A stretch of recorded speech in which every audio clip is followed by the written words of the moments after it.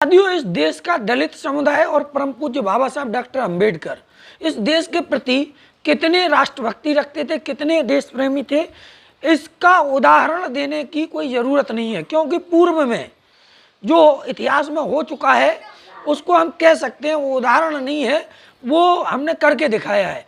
इस देश में अगर हम लोग चाहते, इस देश का दलित समुदाय, अनुसूचित जाति जनजाति के लोग और इस देश का जो बासिंदा है वास्तविक, वो चाहता और परम पूज्य बाबा साहब डॉक्टर अंबेडकर चाहते तो हम लोगों को भी मुस्लिम लीग की तरह एक अलग देश मिल जाता और मिल भी गया था। लेकिन हम लोगों ने राष्ट्र प्रेम, देश प्रेम दिखाते हुए जो है अपने भारत देश में रहने का ही निर्णय लिया।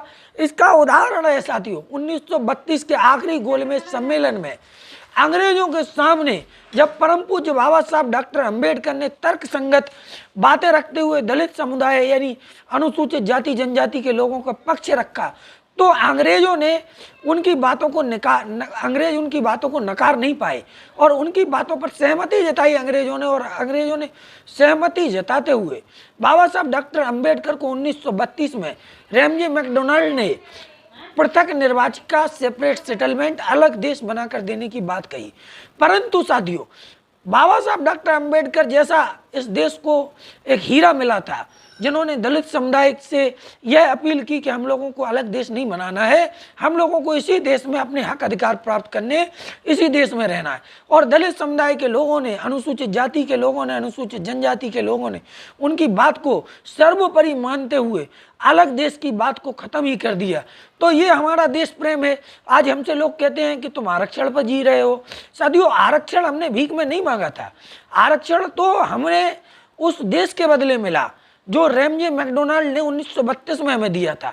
उसके बदले में हमने हमारे नेता परम पूज्य बाबा साहब डॉक्टर अंबेडकर, हमारे भगवान बाबा साहब डॉक्टर अंबेडकर ने 1932 में, सितंबर 1932 में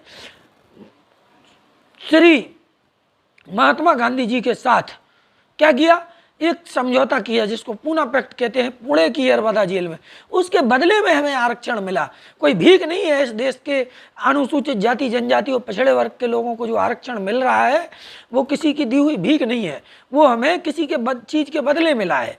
तो अगर हम चाहते तो हमें अलग देश मिल जाता और आज भारत के 4 टुकड़े हो जाते, इससे देश का नुकसान होता, लेकिन हम लोगों का जीवन इससे बेहतर होता, ये हमें विश्वास है। तो हम नहीं चाहते थे, हमने देश प्रेम दिखाया, राष्ट्र प्रेम दिखाया और हम आज भी राष्ट्र प्रेमी हैं। हम बाबा साहब डॉक्टर अंबेडकर की वही बात आज भी दोहराते हैं कि सर्वोपरि हमारे लिए देश है।